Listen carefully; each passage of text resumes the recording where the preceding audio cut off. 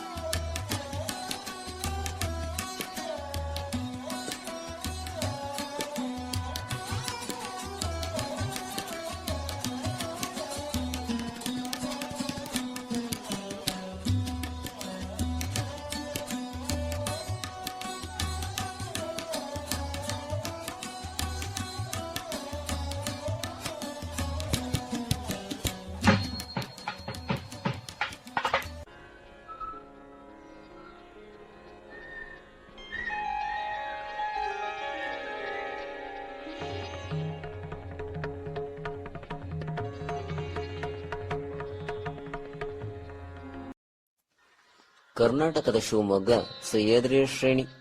ಇದರ ಮಡಿಲಲ್ಲೇ ಇರುವ ಚಿಕ್ಕಮಗಳೂರಿನ ಹಿರೇಕೊಡಿಗೆ ಕನ್ನಡದ ಸಾರಸ್ವತ ಲೋಕಕ್ಕೆ ಹಿರೇಕೊಡಿಗೆಯನ್ನಿತ್ತ ಭಾಗ್ಯದ ಹಳ್ಳಿ. 1904 ಡಿಸೆಂಬರ್ 29 ಕುಪ್ಪಹಳ್ಳಿ ವೆಂಕಟಪ್ಪನವರಿಗೂ ತಾಯಿ ಸೀತಮ್ಮನವರಿಗೂ ಸಂಭ್ರಮದ ದಿನ. ಮುದ್ದಾದ ಗಂಡು ಮಗು ಪುಟ್ಟಪ್ಪ ಎಂದು ಹೆಸರಿಟ್ಟರು.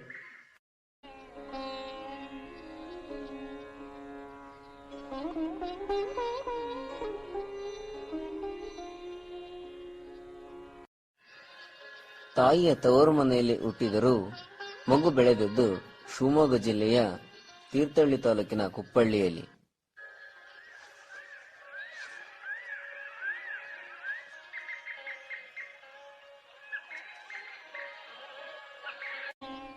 ರಾಯ ದಶರಥ ನೆಡೆಗೆ ಮುನಿ ಪುನರಾಯ ಕೌಶಿಕ ಬಂದು ಯಜ್ಞವ ಕಾಯಲೊಡಗೊಂಡೊಯ್ದ ಅತಿ ಬಲರಾಮ ಲಕ್ಷ್ಮಣರ ವಿಮಲಮತಿ ಕುಶ ಕೇಳು ಸಿದ್ಧ. ತೊರವೆ ರಾಮಾಯಣ ವೆಂಕಟಪ್ಪನವರಿಗೆ ಬಲು ಪ್ರಿಯ. ಅದರ ವಾಚನ ಮಗುವಿನ ಕಿವಿಗೆ ಆಗಾಗ ಬೀಳುತ್ತಿತ್ತು.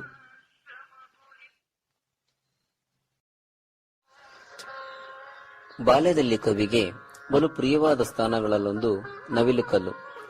ಇಲ್ಲಿನ ಸೂರ್ಯೋದಯವಂತೂ ಅವನ ಮನಸ್ಸನ್ನು ಸೂರೆಗೊಂಡಿತ್ತು.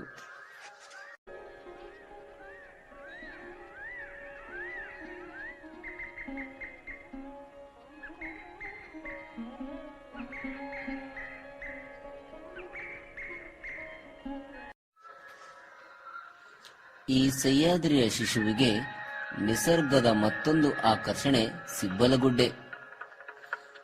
ಇಲ್ಲಿನ ಮೀನುಗಳೊಡನೆ ಚಿನ್ನಾಟ ಅವನಿಗೆ ಮಹಾಮೋಜು ತರುತ್ತಿತ್ತು. ಬೆಳಗಿನ ಉದಯ ವೈಭವಕ್ಕೆ ನವಿಲುಕಲ್ಲಾದರೆ ಸಂಜೆಯ ಸೂರ್ಯಾಸ್ತದ ಲೀಲೆಗೆ ಕವಿಶೇಲಕ್ಕೆ ಹೋಗಬೇಕು.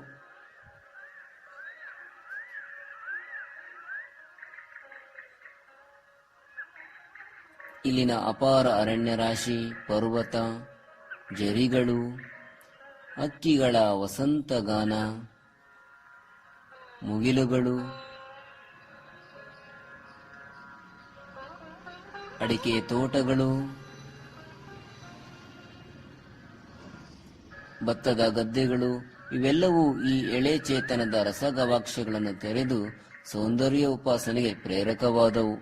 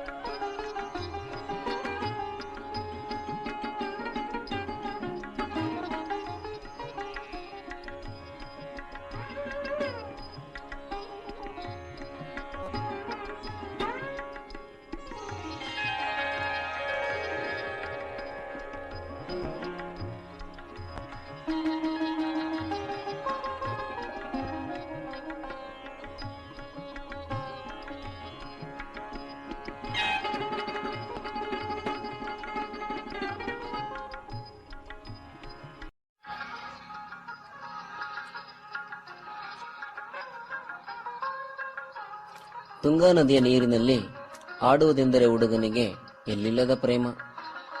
ಅಲ್ಲಿನ ಭಾವನೆಗಳು ತುಂಗೆಯ ಮರಳಿನಲ್ಲಿ ಬೆರಳಾಡಿಸುತ್ತಿದ್ದವು.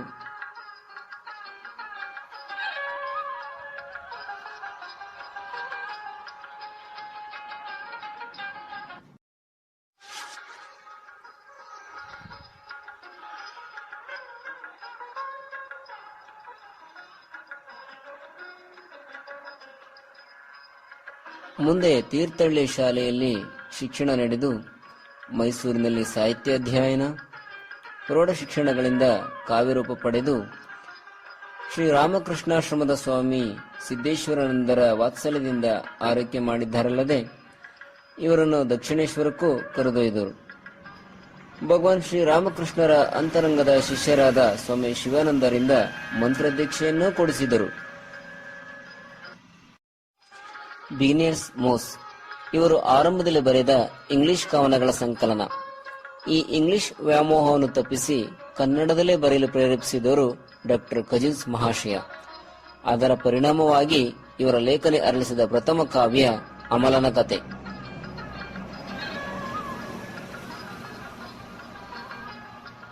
ಮೈಸೂರಿನ ಮಹಾರಾಜ ಕಾಲೇಜ್, ಕುವೆಂಪು ಎಂಬ ಕಾವ್ಯನಾಮದಿಂದ ವಿಖ್ಯಾತರಾದ ಡಾಕ್ಟರ್ ಕೆ.ವಿ. ಪುಟ್ಟಪ್ಪನವರ ಉನ್ನತ ವ್ಯಾಸಂಗ ನಡೆದಿದ್ದು ಇಲ್ಲೇ.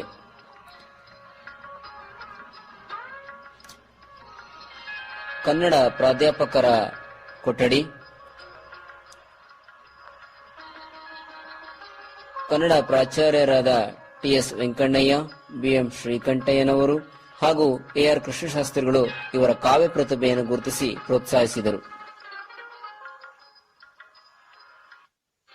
ಮಹಾರಾಜ ಕಾಲೇಜಿನಲ್ಲಿ ವಿದ್ಯಾರ್ಥಿಯಾಗಿ, ಅಧ್ಯಾಪಕರಾಗಿ, ಪ್ರಾಧ್ಯಾಪಕರಾಗಿ, ಪ್ರಿನ್ಸಿಪಲರೂ ಆದರು. ಜೊತೆಗೆ ಸೃಷ್ಟಿ ಕಾರ್ಯ ಸಾಹಿತ್ಯದ ಎಲ್ಲಾ ಪ್ರಕಾರಗಳಲ್ಲೂ ಸಾಗಿತು.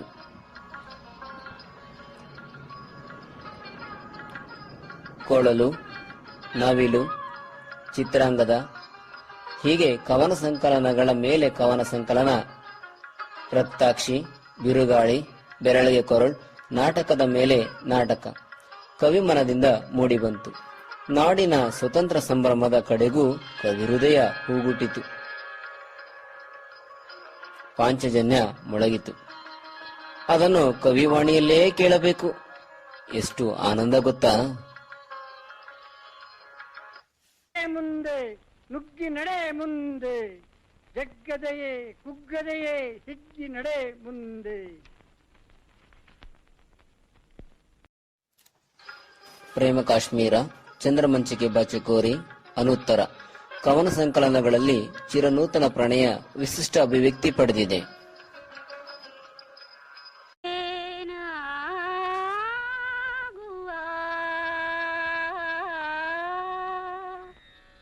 ನಾನಿನಗೆ ನೀನೆನಗೆ ಜೇನಾಗುವ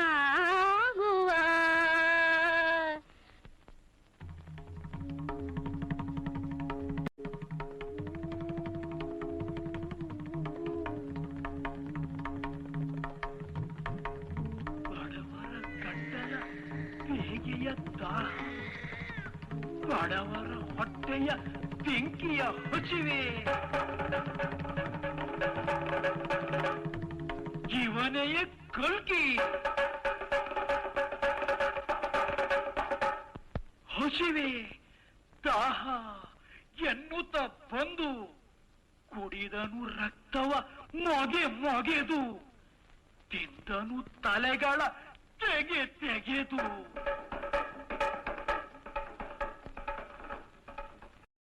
ಕನ್ನಡದ ಕಂದಮ್ಮಗಳನ್ನು ಈ ಕವಿ ಮರೆಯಲಿಲ್ಲ ಎನ್ನುವುದಕ್ಕೆ ಕಿನ್ನರಿ ಜೋಗಿಯಂತಹ ಕವನಗಳೇ ಸಾಕ್ಷಿ.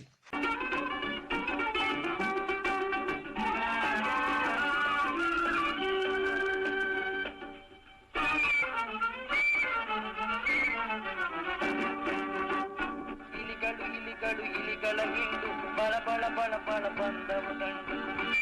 ತೊಟ್ಟಿಲಿ ಮೂಗಿಲಿ ತುಂಡಿ ಅನ್ನಿಲಿ ತಮ್ಮಿಲಿ ಅಮ್ಮಿಲಿ ಅಪ್ಪಿಲಿ ಮಾವಿಲಿ ಭಾವಿಲಿ ಅಕ್ಕಿಲಿ ತಕ್ಕಿಲಿ ಗಂಡಿಲಿ ಹೆಣ್ಣಿಲಿ ಮುದುಕಿಲಿ ಹುಡುಗಿ ಎಲ್ಲ ಬಂದವು ಓಡೋಡಿ ಹೋಗಿಯು ಬಾರಿಸ ಕಿಂದರಿಯ ಯೋಗಿಯು ಬಾರಿಸ ಕಿಂದರಿಯ. ಮಲೆನಾಡು ತನ್ನ ಅಕ್ಕರೆಯ ಕಂದನನ್ನು ಪದೇ ಪದೇ ತನ್ನೆಡೆಗೆ ಕರೆಯುತ್ತಲೇ ಇತ್ತು. ಎದೆ ತೆರೆದು ತನ್ನ ಸಂಪತ್ತನ್ನೆಲ್ಲ ಅವನಿಗೆ ಧಾರೆ ಎರೆಯುತ್ತಲೇ ಇತ್ತು. ಸಾಲು ಸಾಲಾಗಿ ಹಬ್ಬಿದ ಪರ್ವತ ಶ್ರೇಣಿಯಾಗಿ, ಜಾಣವಾಗಿ, ಚಂದ ಚಂದದ ಬಿಸಿಲು ಕೋಲಾಗಿ ಅವನನ್ನು ಸಂಮೋಹನಗೊಳಿಸುತ್ತಿತ್ತು.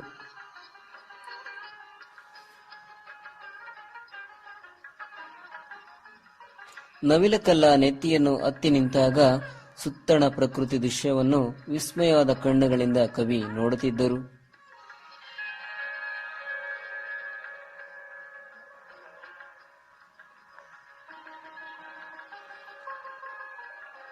ಸಿಬ್ಬಲಗುಡ್ಡೆಯ ಒಳಗೂ ಕವಿಯ ತುಂಬಾ ನಂಟು. ಒಮ್ಮೆ ಅವರಿಗಾದ ಅನುಭವವನ್ನು ಕವಿವಾಣಿಯಿಂದಲೇ ಕೇಳಬೇಕು.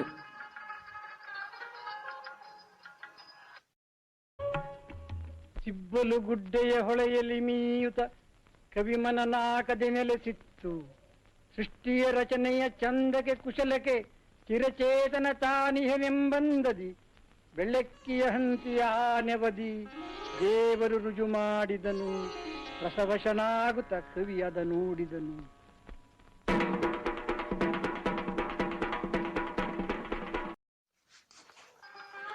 ತಾನು ಹುಟ್ಟಿ ಬೆಳೆದ ಮಲೆನಾಡಿನ ಮಣ್ಣಿನ ಮಕ್ಕಳ ಮುಗ್ಧ ಜೀವನದೊಂದಿಗೆ ಕವಿ ಬೆರೆಯುತ್ತಿದ್ದರು. ಬೇಟೆಗಾರರೊಡನೆ ಕೋವಿ ಹಿಡಿದು ಕಾಡುಮೇಡು ಅಲೆಯುತ್ತಿದ್ದರು.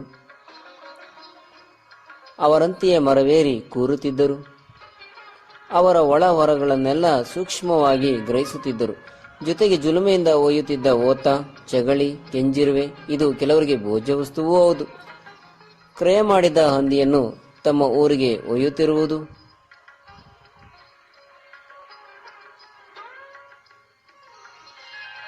ಅಡಿಕೆ ಮಲೆನಾಡಿನ ಮುಖ್ಯ ಬೆಳೆ.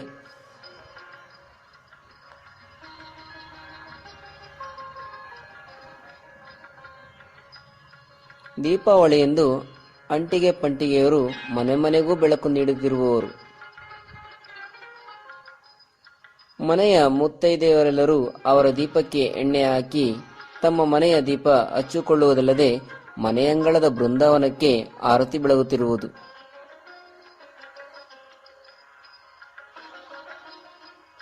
ಹೊಂಡದಲ್ಲಿ ಮೀನು ತೊಡಕುತ್ತಿರುವವರು. ಈ ಎಲ್ಲ ಲೋಕಾನುಭವವು ರಸಾನುಭವವಾಗಿ ಕಾನೂರು ಸುಬ್ಬಮ್ಮ ಹೆಗ್ಗಡತಿ, ಮಲೆಗಳಲ್ಲಿ ಮದುಮಗಳು, ಬೃಹತ್ ಕಾದಂಬರಿಗಳಾಗಿ ಮೈದೆಳೆದವು.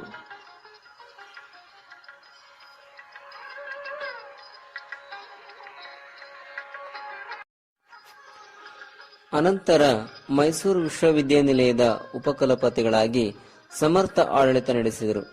ಬೋಧನಾಂಗ, ಸಂಶೋಧನಾಂಗ, ಪ್ರಸಾರಾಂಗಗಳು ಪ್ರತ್ಯೇಕ ವಿಭಾಗಗಳಾಗಿ ಬೆಳೆಯುವಂತೆ ಮಾಡಿದರಲ್ಲದೆ ಕನ್ನಡಕ್ಕೆ ನ್ಯಾಯವಾದ ಸ್ಥಾನಮಾನ ಗಳಿಸಲು ವಿಶೇಷವಾಗಿ ಶ್ರಮಿಸಿದರು. ಕನ್ನಡಕ್ಕಾಗಿ ಕೈ ಎತ್ತು, ನಿನ್ನ ಕೈ ಕಲ್ಪವೃಕ್ಷವಾಗುತ್ತದೆ. ಕನ್ನಡಕ್ಕಾಗಿ ಕೊರಳೆತ್ತು, ಅಲ್ಲಿ ಪಾಂಚಜನ್ಯ ಮೊಳಗುವುದು ಎಂದು ಇಡೀ ಕನ್ನಡ ನಾಡಿಗೆ ಕರೆಯಿತ್ತರು.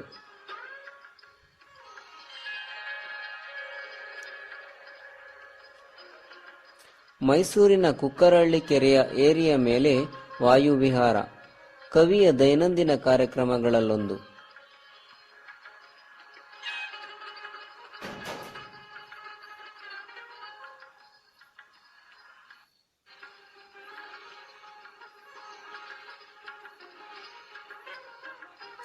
ಎಲ್ಲಾ ಸ್ನಾತಕೋತ್ತರ ಶಾಖೆಗಳನ್ನು ಒಂದೇ ವಿಶಾಲವಾದ ಪ್ರದೇಶದಲ್ಲಿ ಸ್ಥಾಪಿಸುವ ಕನಸು ಕಾಣುತ್ತಿದ್ದಾರೆ ಉಪಕುಲಪತಿ.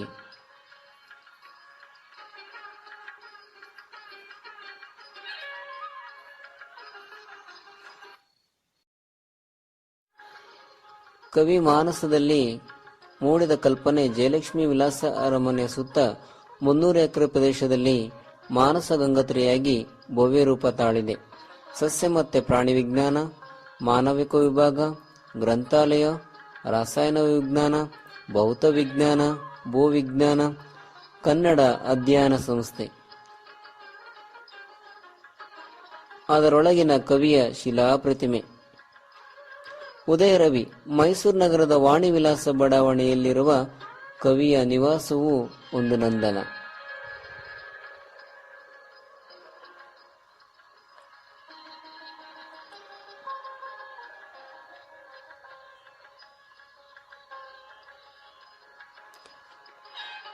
ಸಂಸಾರದಲ್ಲೂ ಅಚ್ಚುಕಟ್ಟು, 2 ಗಂಡು 2 ಹೆಣ್ಣು. ಕವಿ ಸಹೃದಯರೊಡನೆ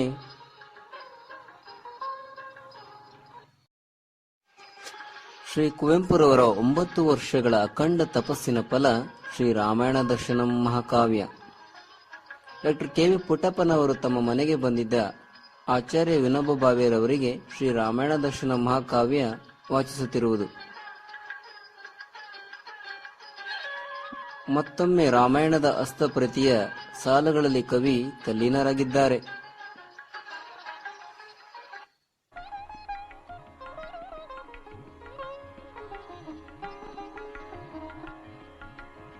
ತಾನೊರ್ಮೆ ತಿರುಗುತ್ತಿರಲ್ ಅರಮನೆಯ ಸಿರಿದೊಂಟದುಳ್ ಮರಿಯ ತೆರವಾಗಿಡುತ್ತೆ ತನ್ನ ಕೊಕ್ಕಂ.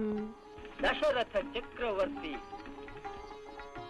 ಕುಟುಕು ಕೊಡುತ್ತಿದ್ದ ತಾಯ್ವಕ್ಕಿಯಂ ಕಂಡು ಕಣ್ಣಟ್ಟು ಕಾಲ್ನಟ್ಟು ನಿಂದನು ಮರಂಬಟ್ಟು.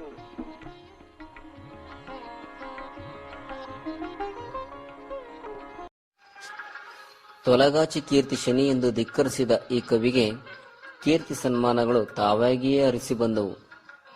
ಕುವೆಂಪು ನಾಟಕ ಚಕ್ರ, ಅವಲೋಕನ, ಉಡುಗೊರೆ, ಕವಿಶೇಲ ಇವೇ ಅಲ್ಲದೆ ಅಗಾಧ ಗಾತ್ರದ ಗಂಗೋತ್ರಿ ಇತ್ಯಾದಿ ಸಂಭಾವನಾ ಗ್ರಂಥಗಳು ಇವರಿಗೆ ಅರ್ಪಿಸಲ್ಪಟ್ಟವು.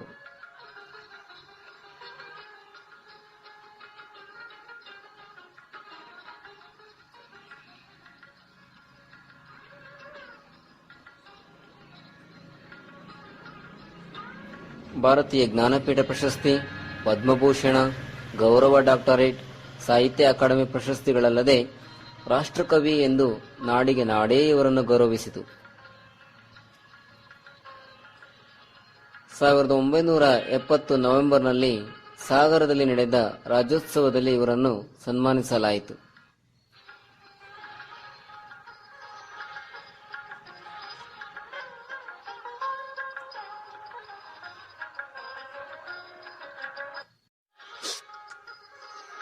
ಕುಪ್ಪಳ್ಳಿಯ ಮನೆಗೆ ಒತ್ತಿದಂತಿರುವ ಕವಿಶೈಲಕ್ಕೆ ಕವಿ ಮತ್ತೊಮ್ಮೆ ಬಂದಿದ್ದಾರೆ. ಈ ಕವಿಶೈಲದ ಒಂದೊಂದು ಕಲ್ಲು ಇವರಿಗೆ ಒಂದೊಂದು ಕಥೆಯನ್ನು ಹೇಳುತ್ತದೆ.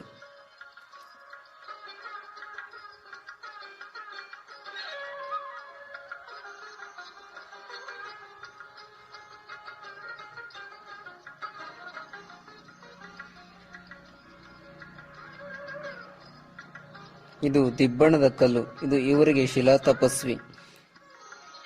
ತಾನು ಸೃಷ್ಟಿಸಿದ ಕಾವ್ಯ, ಕಾದಂಬರಿ, ನಾಟಕ, ಸಣ್ಣ ಕತೆ, ವಿಮರ್ಶೆಗಳ ಬಗೆಗೆ ಇದು ಅತುಲ ತೃಪ್ತಿ. ಇವರ ಅಂತಃಕರಣ ತುಂಬಿದೆ. ತನ್ನ ಬದುಕು ಸಾರ್ಥಕವಾಯಿತೆಂಬ ಕೃತಾರ್ಥ ಭಾವ ಇವರ ಹೃದಯವನ್ನು ಮಿಡಿಯುತ್ತಿದೆ.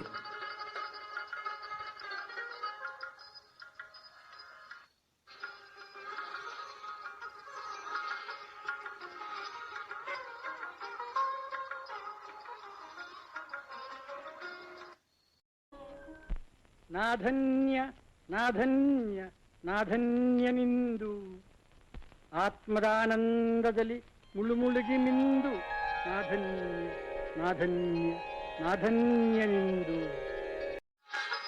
1994 ನವೆಂಬರ್ 11ರಂದು ಕುವೆಂಪುರವರು ಸ್ವರ್ಗಸ್ಥರಾದರು. ಅವರ ಕಾವ್ಯವಾಹಿನಿ ತುಂಗಾ ನದಿಯಂತೆ ನಿರ್ಮಲವಾಗಿ ಈಗಲೂ ಹರಿಯುತ್ತಿದೆ, ಅವ್ಯಾಹತವಾಗಿ, ಅನಂತವಾಗಿ. ಕಾಡಕವಿ, ನಾಡಕವಿ, ರಾಷ್ಟ್ರಕವಿ, ವಿಶ್ವಕವಿ ಕುವೆಂಪುವಿಗೆ ಈ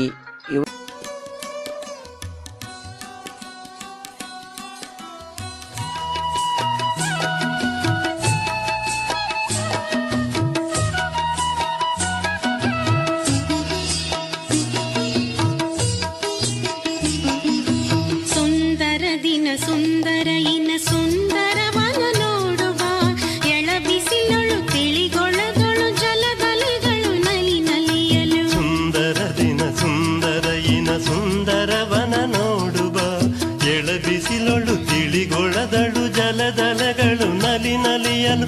ನೋಡುವ